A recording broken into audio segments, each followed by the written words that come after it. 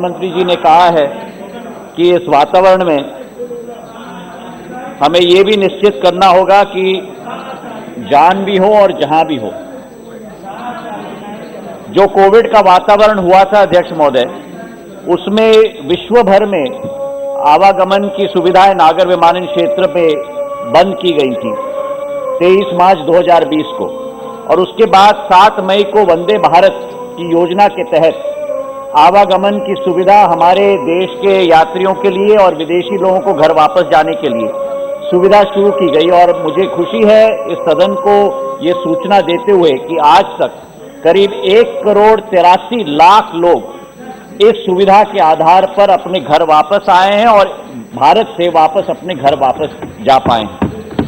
हमारी कोशिश सदैव रही है कि इसे धीरे धीरे करके हम लोग नॉर्मलाइज करें, पर जैसे आपको भी सूचना है कि पिछले कई दिनों में ये ओमिक्रॉन जो वेरिएंट आया है कोविड का, इसके आधार पर दोबारा पूरा विश्व सचेत हो चुका है।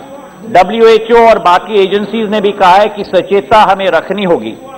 वर्तमान में 31 देशों के साथ हमारा एयर बबल एग्रीमेंट है और 10 देशों के साथ हमारा प्रस्ताव भी है एयर बबल एग्रीमेंट की शुरुआत करने के लिए।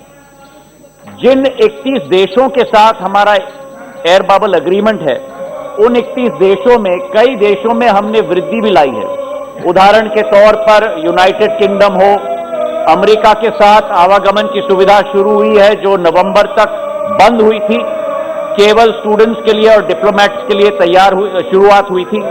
सिंगापुर के साथ शुरुआत हुई है, लेकिन हमें दोनों को एक तरीके से संगम रखना होगा, स्वास्थ्य की चिंता, जनता की चिंता और आवागमन की सुविधा भी।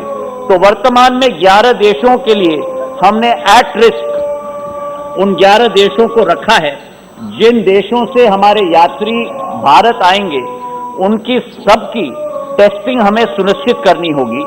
वो 11 देश हैं यूरोप के सारे कंट्रीज, यूनाइटेड किंगडम समेत, south Africa, Brazil, Botswana, China, Mauritius, New Zealand, Zimbabwe, Singapore, Hong Kong और इजराइल।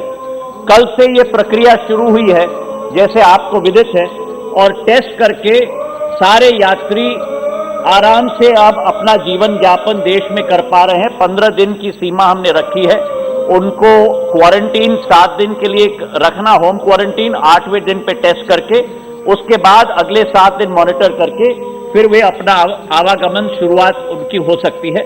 इसे हमें ध्यान में रखना होगा, दोनों का हमें संगम बनाना होगा। पिछले 2-3 दिनों से हमारी तैयारी युद्ध स्तर पर चली है। हमारा अनुमान रहा है कि इन 11 देशों से करीब 11 एयरपोर्ट्स पर हमारे यात्री आते हैं और ऐसे 17 एयरपोर्ट हैं जो नॉट एट रिस्क देशों से भी हमारे यात्री आते हैं। उन 11 एयरपोर्ट का हमारा अनुमान था कि करीब 8,500 यात्री इन 11 देशों से उन 11 एयरपोर्ट पर पहुंचेंगे, और इसलिए पूरी टेस्टिंग की प्रक्रिया की तैयारी, RT-PCR भी और रैपिड RT-PCR भी, दोनों की तैयारी हमने की है।